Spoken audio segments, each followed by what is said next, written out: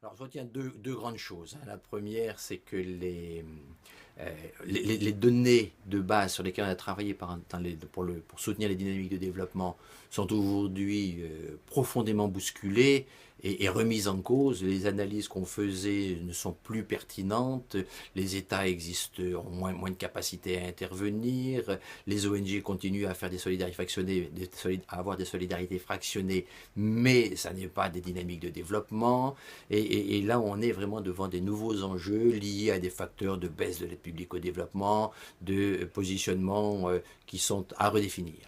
Et alors ça, c'est le premier enseignement. Le deuxième enseignement, c'est que les différents acteurs qui peuvent être aujourd'hui impliqués dans le développement doivent nécessairement prendre en compte la dimension économique et se posent la question du rôle des entreprises dans ce contexte de dynamisation économique, sans pour autant que les autres acteurs soient des faire-valoir des entreprises. Comment chacun peut jouer son rôle, entreprise, collectivité publique, associations, sociétés civiles, organisations de santé, même qui n'ont pas été évoquées aujourd'hui, mais on pourrait les ajouter, universités. Et là, il y a des enjeux majeurs pour soutenir les dynamiques de développement. Chacun puisse garder et conserver ses raisons d'être, sa raison d'être, ses convictions, sa raison d'être. Mais il y a aussi l'effort à faire pour trouver les cohérences entre tous ces acteurs. Et notamment, par exemple, l'exemple qu'on peut donner, c'est qu'on traite beaucoup les entreprises sous le côté du capital des entreprises.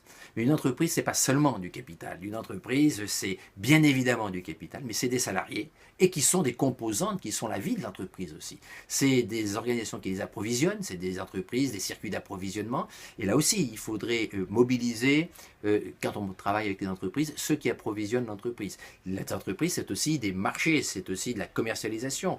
Donc, il faudrait aussi travailler avec les entreprises sur cet aspect-là. Et c'est des financements. Comment aussi travailler avec les modes de financement des entreprises, de telle sorte que l'entreprise soit prise comme une entité et pas du tout simplement, ce qui est sa réalité, et pas seulement sous son angle de capital, qui n'est qu'une partie de l'entreprise, et certes importante, mais qu'on ne saurait limiter la vie de l'entreprise à la gestion de son capital. Bon, deuxième élément, c'est de considérer que les entreprises ne sont pas seulement des espaces de bénéfices, qui font du bénéfice, ce sont des entreprises qui cherchent à convaincre sur des marchés, à être présentes, et que dans le contexte des mondialisations, une entreprise qui va investir à l'étranger n'est pas forcément une entreprise qui veut faire que du bénéfice, mais qui veut aussi développer des marchés à l'étranger. Alors bien évidemment, on se pose des questions éthiques de doit-on faciliter l'accès à un marché étranger à une entreprise, ou si on accepte d'accompagner ou de travailler avec une entreprise qui a envie de se développer sur l'étranger, quels sont les éléments que l'on négocie avec elle pour qu'elle réponde à des besoins des États ou des habitants sans pour autant augmenter les inégalités dans ces pays, comme d'ailleurs on pourrait le faire en France. Et là, ce sont des éléments de discussion et de débat qu'il faut bien évidemment poser si on veut pouvoir travailler avec les entreprises.